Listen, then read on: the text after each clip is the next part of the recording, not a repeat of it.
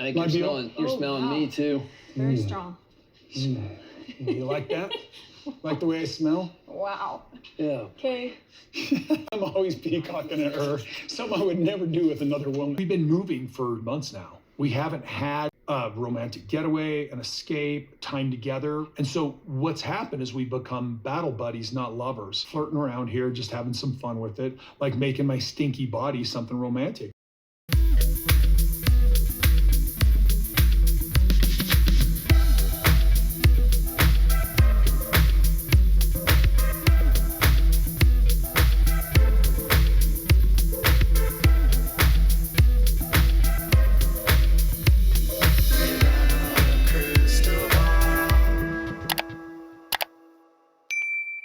Hey besties, welcome back to my channel. If I were Christine's and Kody's kids combined, because they're not just Christine's kids, if I were Christine and Kody's kids and I saw last night's episode, I would be so mad at Kody Brown for the way that he spoke about Christine, the way he spoke about them, and how he values his relationships with his children. You know that there is literally something wrong with Kody where he so brazenly refers to his own children as Christine's kids that his own brother has to correct him and say, they're your kids too.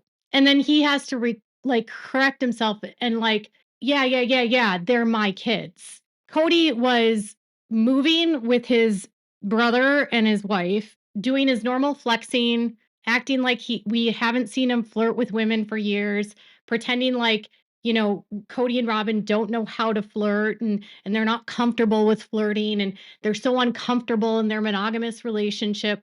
I mean, literally, we saw him flexing on his honeymoon with Robyn when they were like getting into their wetsuits. Kody has been flexing for years. And so much so that when Robyn went on her honeymoon, she was warned by Mary and the other ladies about how much he flexes and looks at his muscles in the mirror. I was just, this whole episode, this part made me so angry as he's talking about his own children, and his anger with Christine leaving. The biggest mistake I made with divorce when Christine is leaving and I'm angry, it made me feel like a victim. It was extremely aggressive, but I believe that she needed to do that in order to cut. Yeah, like rip the Band-Aid off. Exactly. Yeah, she needed that, but it made me so angry. I was like now I can't even talk to her. I still can't talk to her. I still don't want to say her name. I want to forget she existed. And yet I've got to interact with her kids. I was really confused when I was watching that part because he said the biggest mistake he made with the divorces was that he got so angry and he got so aggressive. Yeah. And then he said that he felt like the victim. Okay. And he said, but then Christine had to do that. I was very confused because then his brother goes, yeah, like rip the Band-Aid off. You know what bothers me about Kody is like he starts a sentence and then he doesn't finish a thought and he connects sentences that don't make sense. You do need a decoder to understand what he's saying because if you just took it at face value, you could think she deserved me to get this angry so that she could leave. Wait, what? But even if that's the case, like, so he's angry that she had the audacity to leave him, right? And he shares this story after there's this monologue of him speaking about how 15 years before Christine had shared with him that she didn't like plural marriage and she wanted to leave polygamy and she didn't believe in it. And he just ignored it and he didn't know what to do with it. And then he spends all this other time, discussing how dedicated he was to polygamy and to the principle and to the family, but then admits that he wasn't actually dedicated to the women at all, individually, some of them, but not all of them. So the concept he liked, but not in theory, not the women. So he was committed to the concept of polygamy, but not the women. So you're collecting women for the sake of faith so that you can have sex and babies. Got it. So the women are meaningless. Got it. And then he justifies the mistreatment of the kids because, he had to do this because he believed in his faith. Nobody said that he had to mistreat anyone, right? Nobody said that he had to neglect anyone. He spends a lot of time defending his relationship with Robyn, but while he's speaking so poorly of Christine, I don't want to think about her. I don't want to hear about her. I don't want to say her name. I'm still so angry. You're still so angry that a woman left you? You're still so angry that this woman that you didn't love left you, but you have to interact with her kids? See, if I were one of her kids and I heard that, I would be so angry. I have to interact with her kids. I have to, like, it's a chore, not I want to, it's like he doesn't want a relationship with these kids because he hates Christine, because he doesn't see the children as their own people. And his brother has to correct him. But if I were a kid, this is why they can't move on. This is why, because he says these things on camera and he's not even thinking about how this would be received. Her kids, your kids too. Yeah. Our Like kids. your kids. We've got, so I want to interact with our kids, but I got so bitter with everything, with how it all went down. I want to move off of that. And she's found her soulmate. She is happy as can be, and I want her to be in that space. But if she's really happy, then she really needs to get over whatever happened with us and be able to be cool about it all, which is still hypocritical of me. I recognize it, because his justification for not speaking to his children and not having a relationship with them is because he's angry at his ex, Christine, because she left him. And because she left him very publicly, he doesn't have a relationship with them because he's so angry at her. So he can say these things about Christine very, very publicly. He can say he hates her. He never wants to see her. He never wants to talk to her. Then he has to deal with her kids. Then he's corrected and says, yes, our kids. And when I see them, like, his brother had to remind him, like, you're talking about your own children, douchebag. And then he gets to vent these things. He gets to say these horrible things about her. And then he's like, she needs to just get over it if she's so happy. As though finding a new relationship erases the trauma that you've experienced in the past, as though it suddenly erases all the pain that your children have gone through. Because Christine can still be with David and have to deal with the fallout that is Kody and the damage that he's caused her and her kids. Finding a new partner doesn't change the trauma or the pain that's been caused. It can become like a Band-Aid. It can cover up things, but it doesn't change anything. And he's like, oh, yes, I'm being a hypocrite for saying these things. What Kody really cares about, and as Christine said in her book, and what I believe all of this is about, is that Kody doesn't want to hear anyone say anything negative about him. Instead of acknowledging that he himself made a choice to ignore his children, not speak to them, and treat them poorly because he was mad at their mother, that's vindictive and that's cruel. The kids have nothing to do with that. But then for him to use it as an excuse, no wonder these kids never want to speak to him. Would you want to speak to your father when he blames your mom for why he doesn't talk to them? I don't talk to you because I'm mad at your mom. It's like McKelty said, he'll never take accountability for anything. And so she used to have to sit in conversations with him. And she said that she needed a mediator with not just Robyn there, but also Tony, because she couldn't handle that he could never take responsibility. It was always somebody else's fault.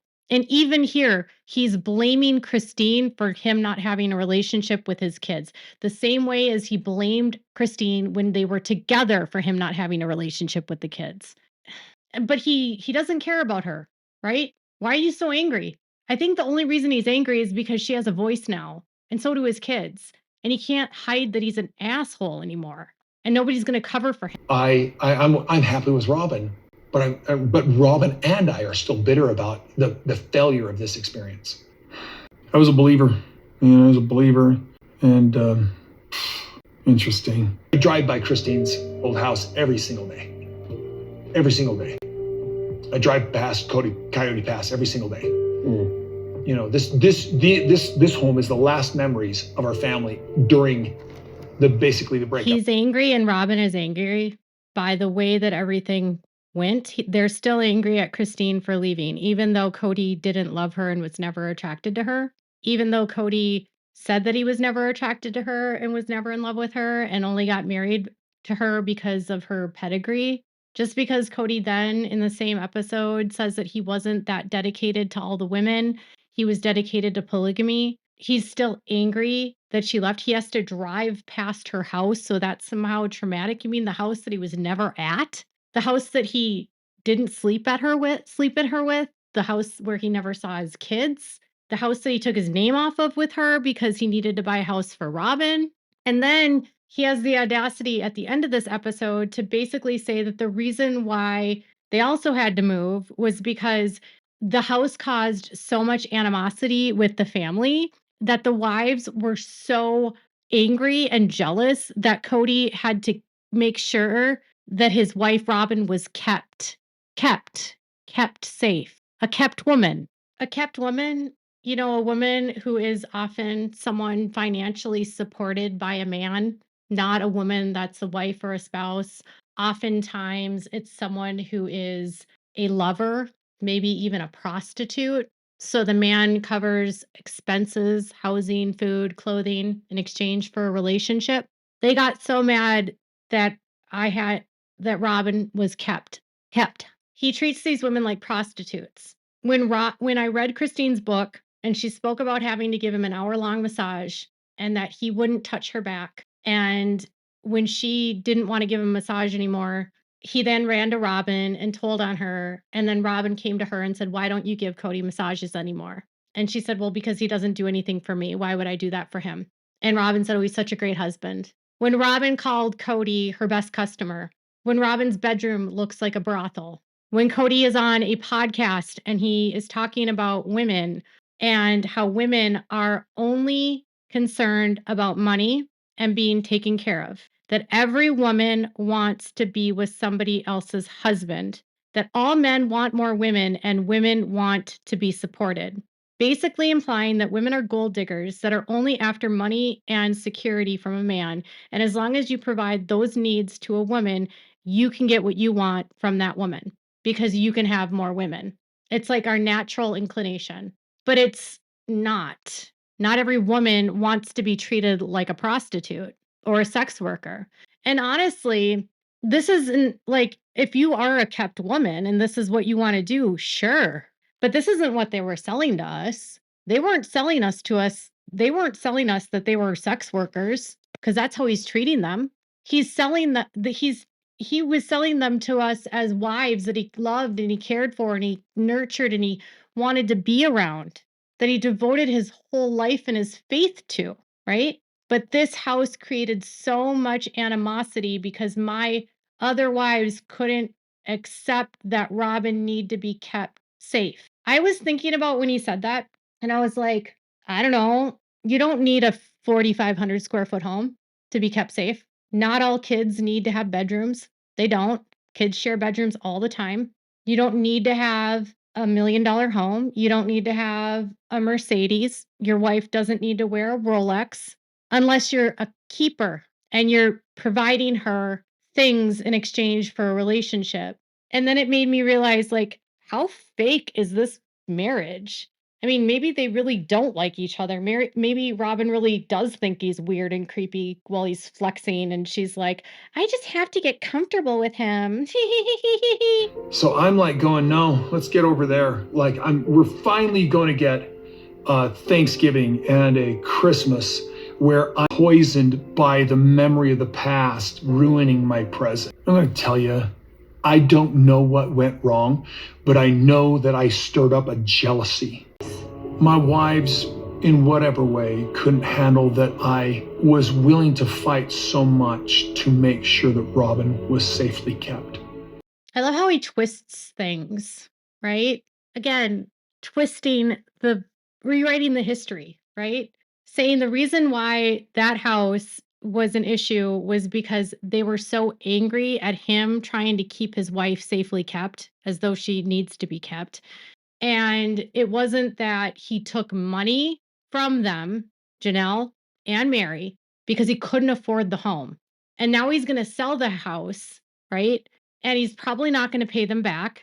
So is he getting rid of the house now so that he can walk away from the, obligations that he has, the mortgage fraud he committed to get that house? No, they're jealous that she got a house and they didn't. It's not that, Kody. It's that you abandoned them, you wouldn't let them go, you gaslit them, made them feel like they were the problem. You took their money and used it for yourself and your wife. You couldn't afford the house and you took their money. It would be different if it was like, we took the money from the family account. No, no, no, no. Janelle sold her home and you took the equity from the home that she purchased in Vegas and built and qualified on her own. That money, that house that was rightfully her, you took her equity. You took Mary's equity. You couldn't qualify without it. But no, they're just jealous of Robyn. Oh God. It's just the way that he twists things. And then can you also just think of this for a second? He says that the past poisons him. So every other holiday that he's had with all of his other children is a poison to his present.